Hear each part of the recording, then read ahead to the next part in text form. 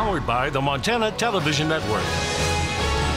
This is the Noon News from Montana's news leader. Good Thursday afternoon, everyone. I'm Victoria Hill. Samantha Sullivan has the day off. A major winter storm described by meteorologists as a bomb cyclone is blasting parts of the country. It has shut down highways and state offices in Wyoming, and in North Dakota, I-29 from Fargo to the Canada border is closed, along with I-94 from Bismarck to Fargo. CBS's Janet Shamlane has the latest from Denver.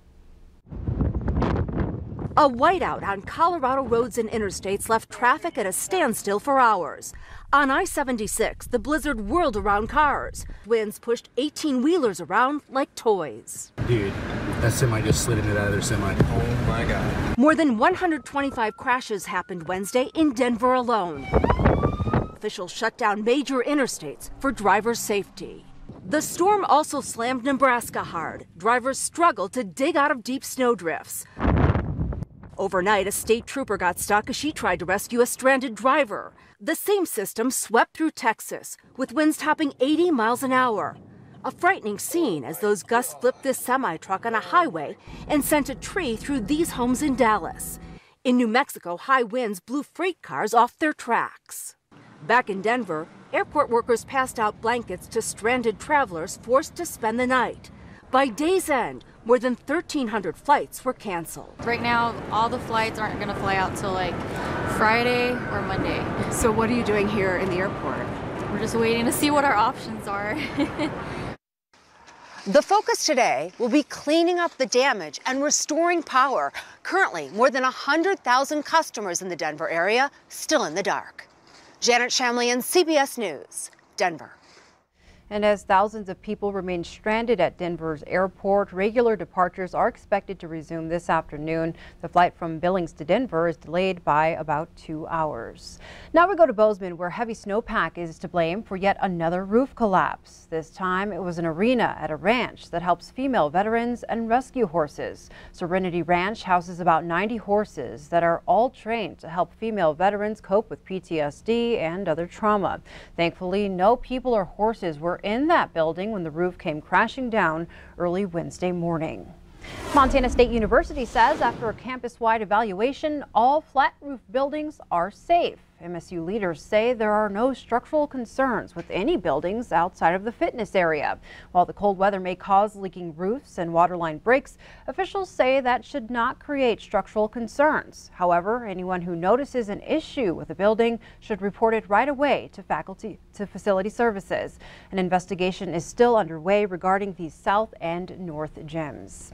Now, staying on the topic of weather, Ed joins us from the Weather Center with what's yet to come. Good afternoon, Ed. That's right. We got a lot warmer temperatures starting to move in Victoria, so that means the increased potential of ice jams as we start to melt some of the snow. And we don't have a very good track record in Montana when it comes to ice jams. So remember, never walk out onto ice-covered rivers, and certainly avoid the entire area if you see some ice jams starting to form in an area where you happen to be out, or if you have property in those areas. Also be prepared to move to higher ground quickly. Now is a great time to get any equipment or livestock out of the way, and make sure you don't drive through any standing water, even if you think you know where the roadway might be. And make sure you report those ice jams as well to law enforcement so we can let everybody else know about the risks as well. The weather forecast is coming up.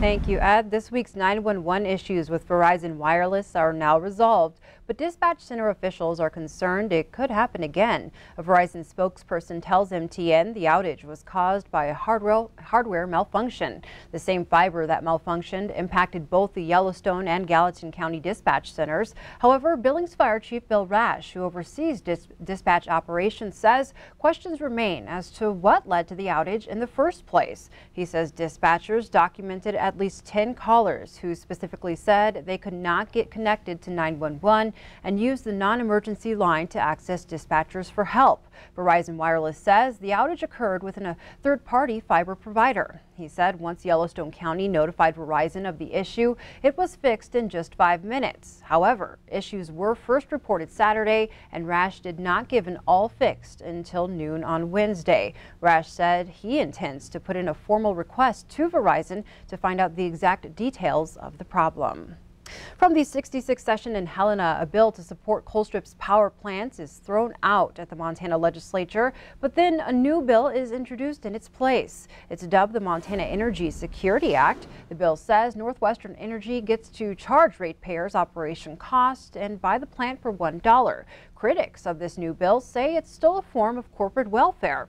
Colstrip Senator Dwayne Ankney says Northwestern's need to recover the cost of running the plant. That degree of certainty, because like I say, O&M costs, you don't get a rate of return. That's just money, and you got to have some kind of certainty to run them out. And because it was just introduced on Wednesday, the new measure has not been scheduled for a hearing. Meanwhile, a government ethics watchdog says former Interior Secretary Ryan Zinke did not violate federal rules and wrongfully influence a special election in Pennsylvania. According to a letter obtained by CNN, the Office of Special Counsel says it found no evidence that Zinke violated the Hatch Act. That law generally prevents federal employees from using government resources for political purposes. At issue was Zinke announcing in February of last year that $55 million in grants would be awarded to clean up abandoned coal mines in Pennsylvania.